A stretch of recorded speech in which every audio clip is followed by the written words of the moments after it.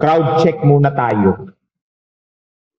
Sino po ang mga plantito at plantita dito? Taas ang kamay. Yan. Marami sila. Ulitin ko. Plantito, plantita. Taas ang kamay. Sige, baba na po. So pag plantito o plantita ka, I would assume and presume na mayroon kang green thumb. Tama? Mali. Tama. Medyo. Siguro napansin nyo, hindi ako nagtataas ng kamay. Hindi po ako plantito. First, bata pa ako. Pero parang feeling ko na lang yon. Second, wala ho akong green thumb. Hindi ko ho hinahawakan ng mga halaman, ni hindi ko ho dinidiligan ang halaman. Dahil oras sa diligan ko ang halaman, death sentence na po iyon. Wala hong halaman ang nabubuhay sa akin. No? Hindi ko alam kung bakit. Basta, pag yan ay binuhusan ko ng tubig, siguraduhin nyo after 2 to 3 days, patay ang halaman. Father, bakit yung puta itanong kung sinong plantito at plantita? Kasi pag pinag-usapan natin ang uhaw, pag pinag-usapan natin ang kahalagahan ng pagdidilig, hindi natin maiiwasan na pag-usapan ang halaman. Sapagkat sa halaman, doon natin makikitang very obvious kung nadidiligan ng tama o nadidiligan ng hindi tama ang isang halaman. Alam niyo po ba na may mga halaman na minsan ay nasosobrahan sa dilig? At hindi pwedeng pagdiligan o diligan ng halaman right after lunch. Bakit? Sabi nila, napapasma ang halaman. At may mga halaman na dapat minsan lang ang dilig. Kasi pag nasobrahan mo ng dilig, nawawala ng lasa ang kanilang bunga. Kaya po ang mangga, kaibigan ng tag-araw.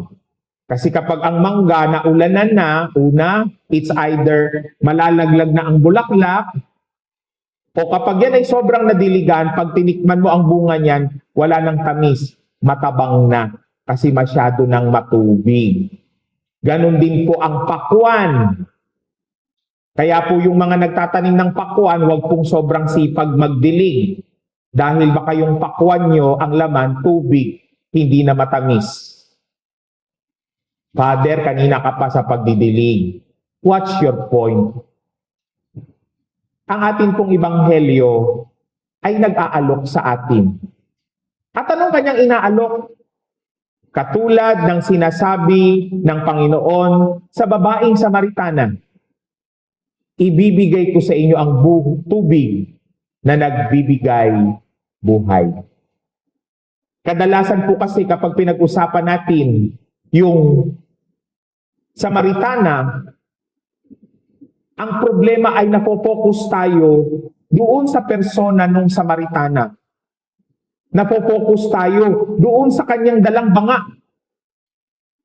At nakakalimutan natin yung iniaalok ni Kristo, ang tubig na nagbibigay buhay. So much so na kapag nakita natin yung imahe ng Samaritana, tawag pa nga natin minsan sa kanya kapag nagpo-procession tayo, si Santa Claus. Walang sumagot. Ano, Jibet? Ha? Puti na. Maitim ka naman. Puti na. Si Santa, puti na. Bakit Santa puti na? Kasi nga na-focus tayo dun sa banga. Hindi natin nakita yung kanilang pinag-uusapan. Yung laman ng balon, yung laman ng banga, at yung ibinibigay sa atin. Tubig na nagbibigay buhay. Siguro para maunawaan natin kung ano ang alok ng ating Panginoon, pag pinag-usapan natin ang tubig na nagbibigay buhay, let us first look at what water gives us. Ano yung unang-unang epekto ng tubig? First point, ang tubig ay naglilinis. Ano po ba yung ibig sabihin ng naglilinis? What do we mean when we say we are cleansed? Kaya nga po sa ating mga Pilipino, lalo na, very vivid po ang simbolismo ng paglilinis ng tubig kasi sa lahat daw ng kultura, ang Pilipino ang pinakamahilig maligo. And correct me if I'm wrong, mayroon din pong nagsasabi ang mga Pilipino, although merong iba sa ating may wind beneath your wings, ang Pilipino ang kulturang pinakamalinis sa katawan. Kasi ang Pilipino daw hindi mabubuhay kung hindi naliligo araw-araw. May iba pong, hello! Sige, hindi ka na ikakasal. Oo, bye.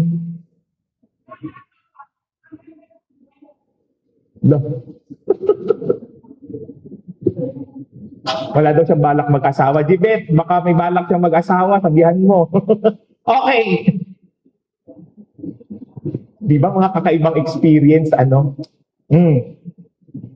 Tubig. Pinakamahilig maligo at pinakamalinis sa katawan. Dahil, sa totoo lang po, may mga kultura, hindi po sila sanay maligo. Naalala ko tuloy yung isang kwento, nangyari ito sa France daw, sa bahay ng isang obispo. Ang mga madre ay pinalitan o nag-reassign. At ang inassign at madre na taga housekeeping ng obispo ay 3 Pilipinang madre. Tuwang-tuwa daw yung obispo. Bakit? Kasi napakalinis ng bahay. Pero nang dumating ang bill ng tubig, na-shock ang obispo. Dahil trumiple ang kanilang bill sa tubig. Bakit? Bakit pinapagpakalang tubig natin? So hindi niya maintindihan kung may tumutunog ba, may tagas ba, or whatever. At nang tinanong niya yung ibang staff ng bishop's house, sabi sa kanya, the 3 Filipina sisters are taking a bath every day. Yun. Paglilinis. Pero ang problema sa paglilinis, hindi ka malilinis kung hindi mo muna kikilalaning ikaw ay madumi. Kasi po ang essence ng paglilinis ay parang kumpisal. There is no valid confession unless you first repent. Pero you will only repent if you acknowledge that you have sinned. Kahit po sa paliligo, pansinin niyo, anong uudyok sa ating maligo? Ay. Pag nakita mo sa salamin na marungis ka na, pag naramdaman mong mayroon ng kakaibang hangin sa paligid mo, that will encourage you to bathe. At dito natin makikita yung unang-unang salitang binitiwan ng babaeng Samaritana.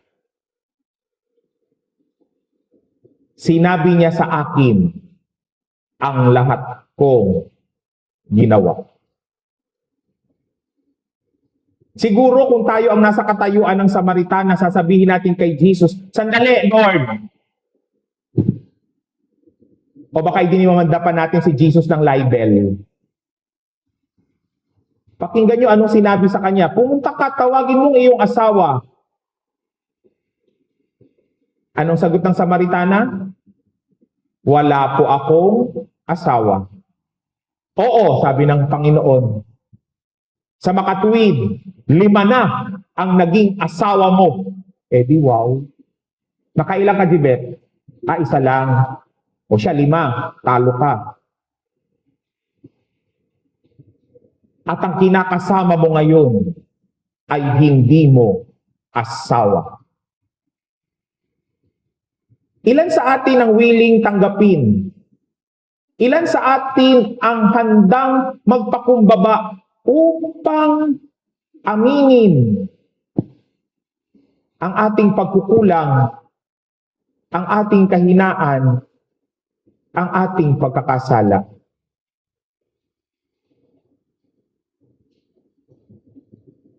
Jesus was not accusing her. Jesus was only reflecting to her ano ang naging takbo ng kanyang buhay. At kung ikaw ay nasa iyong pag-iisa, kung tayo ay nandun sa puntong sinusuri natin ang ating sariling konsyensya, handa ba tayong yakapin at aminin ang ating mga pagkakamali? Handa ba tayong yakapin at aminin sa Diyos na ito ako, marumi, makasalanan? Sapagkat nasanay tayo sa buhay kung saan we always want to put the best foot forward. Nasanay tayo sa kalakaran ng buhay na magsuot ng maskara. Nasanay tayong magmalinis, hindi ang maging tunay na malinis. Tama, mali. At ang problema ng pagiging mapagmalinis, nakikita natin ang dumi ng iba, pero hindi natin nakikita ang sarili nating dungis. At hanggat hindi natin inaamin at kinikilala ang sarili nating karughan, hindi tayo malilinis ng tubig na nagbibigay buhay. Pangalawang punto sa ating pagninilay, ang tubig ay nagbibigay buhay. It gives us life. Pero paano tayo binibigyan ng tubig ng buhay? Kasi ang tubig, first and foremost, is nourishing.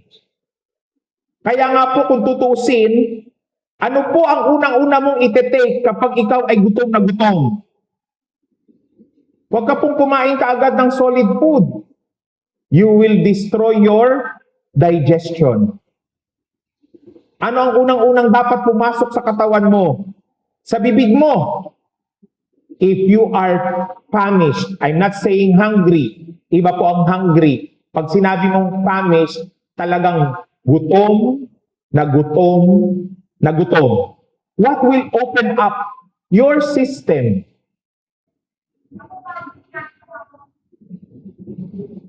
Pakisabihan naman po yung security guard. What will open up your system? What will prepare your system to receive the food? Kailangan mo munang uminom ng tubig. Sapagkat yung tubig, yun yung nagiging unang step, yun yung nagiging unang pagkukondisyon ng iyong katawan to receive nourishment. Ilan po sa atin ang tinatawag na tigang sa kaluluwa? Ano po ba yung ibig sabihin ng tigang sa kaluluwa? Pag sinabing tigang sa kaluluwa, minsan ang sitwasyon ay tinuturuan pero ayaw matuto. Pinapangaralan pero hindi bukas sa pangaral. Ako ang lagi kong imahin diyan ay yung dahon ng gabi. Sino ang nakakita na ng dahon ng gabi? Sigurado ko inuulam nyo yun. Anong pinakamasarap na luto sa dahon ng gabi? Laing. lying beside you. Oh, diba? Pero kapag ang gabi at ang dahon ng gabi ay sariwa, buhusan mo ng tubig, anong nangyayari?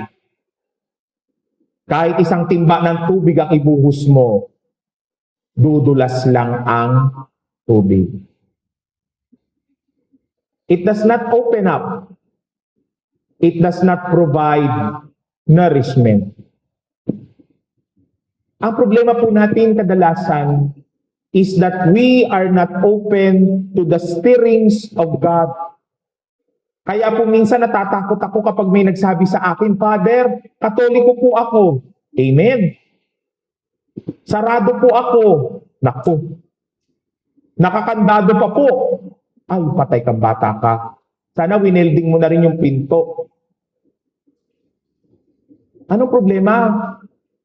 Kasi pag sinabi mong nakakandado ka, you are not open to change. You are not open to transformation. You are not open to grow. At yan po ang kadalasang problema ng maraming Katoliko. Tingnan niyo po yung ibang mga lolo't lola natin. Ewan ko kung naranasan niyo. Lola, Lola, anong ginagawa? Ba't ginagawa? Tumahimik ka na lang. Sumunod ka na lang.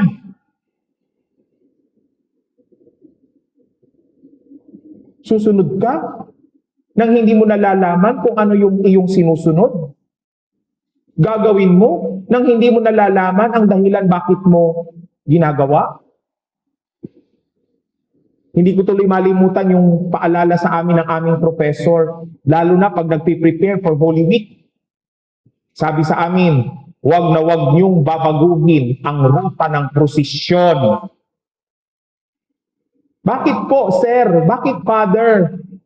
Kasi sisisihin kayo ng buong bayan pag may nangyari sa kalsadang iyan, pag hindi dinaan dyan ang prosesyon ng taon na yon. Ay, kaya nagbaha sa daan na yan kasi binago ni Father ang posisyon. Ay, kaya maraming nasunugan nitong taon na dyan sa bahay, sa kalsada na yan, kasi hindi nakadaan ang posisyon. Di wow. Maraming Katoliko matigas ang ulo. At nalapit na namang silang magdatingan sa linggo ng palaspas, mga mangkukulam. Tingnan ninyo, gaano tayo kadami sa ordinaryong linggo?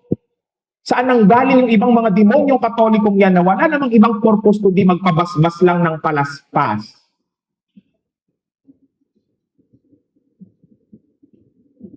Nasasabihin, gusto kong makita ang simbahan. Buong taon na, wala kang pakialam kung anong itsura ng simbahan, hindi ka nagsisimba. Tapos ngayon, biglang ipipilit makita ang simbahan. Demonyo. May lalapit pa, Father, hindi ko nabasa ang palaspas ko. Kaya iniisip ko ngayong taon, bibili na ako ng sprinkler.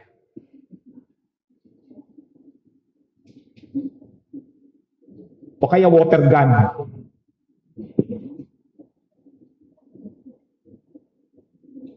Kasi yun po yung problema.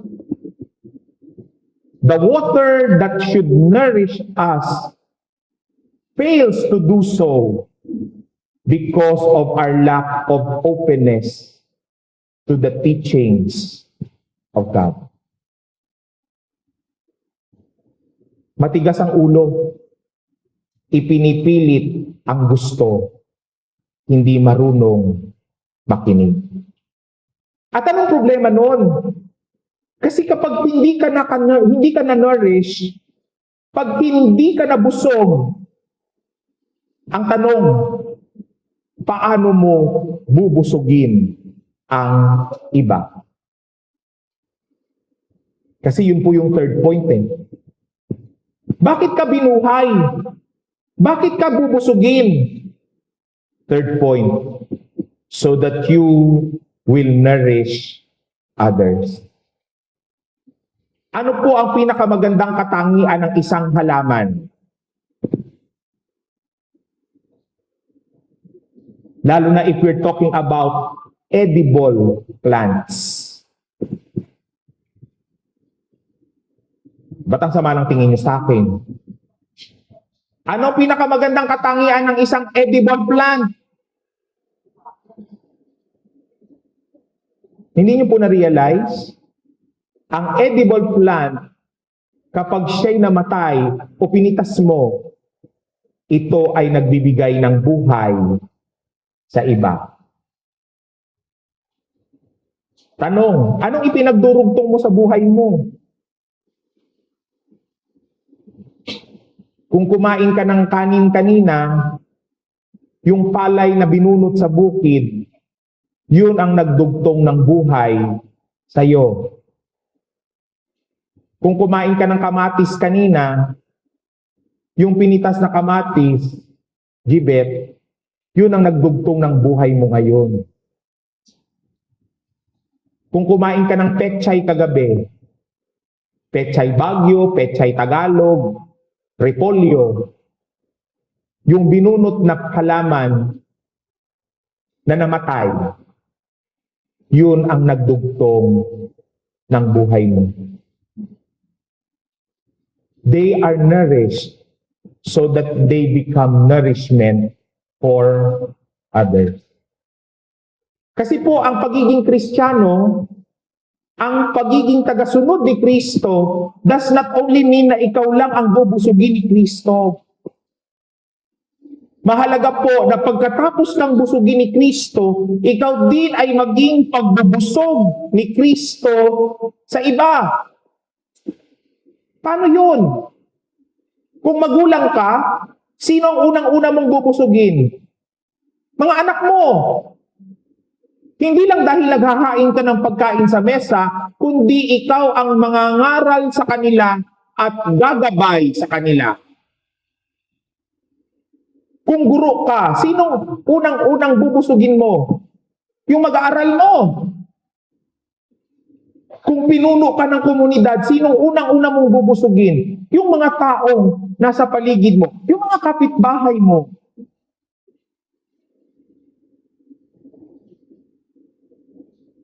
Kaya nga po dyan natin makikita yung kaibahan ng dagat na patay at ng lawa ng Tiberias or the Sea of Galilee. Anong pinagkaibahan nila? What's the difference between the Dead Sea and the Sea of Galilee? The Dead Sea is dead. What makes it dead? Kasi para siyang Poso Negro. Para siyang imbudo. Diretsuhin na natin, para siyang inidoro. Ano lang ang ginagawa ng Poso Negro, inidoro at imbudo?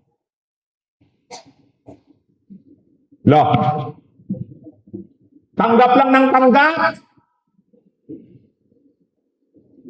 Pero hindi marunong magbigay.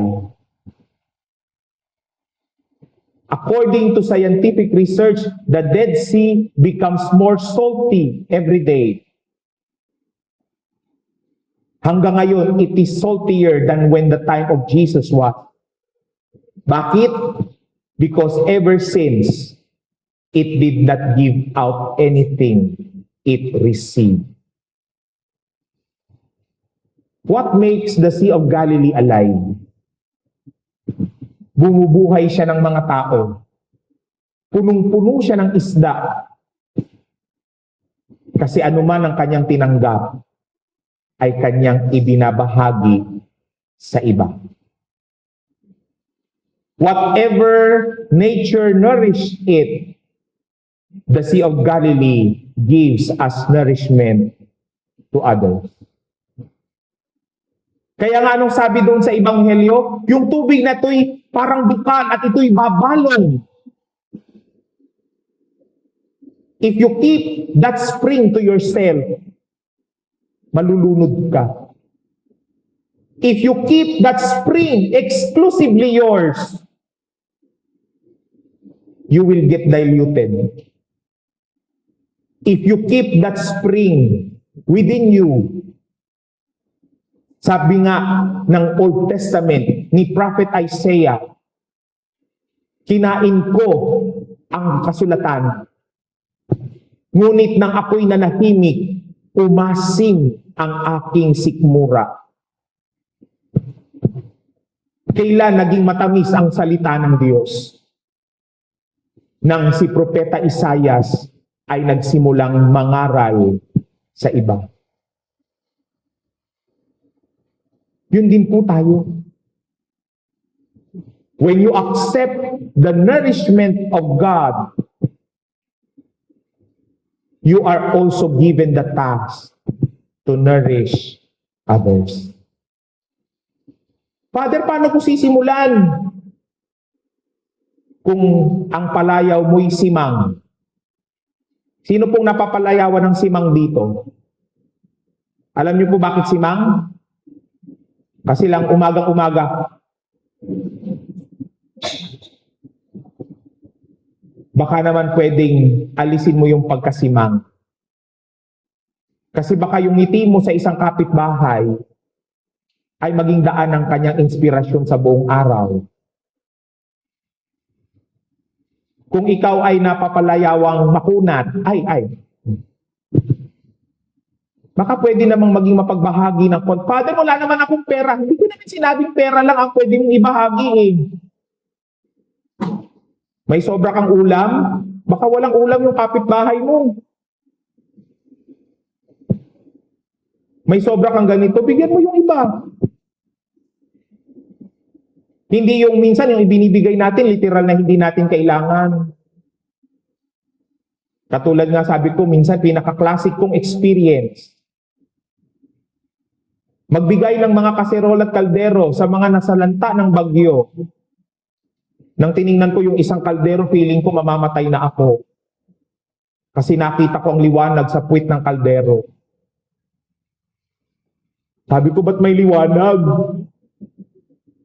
Kaya pala ibinigay yung kaldero. Kasi literal na hindi niya na rin kailangan. Charity, generosity, gregariousness. These may be the virtues that can help you to be a nourishing person to others.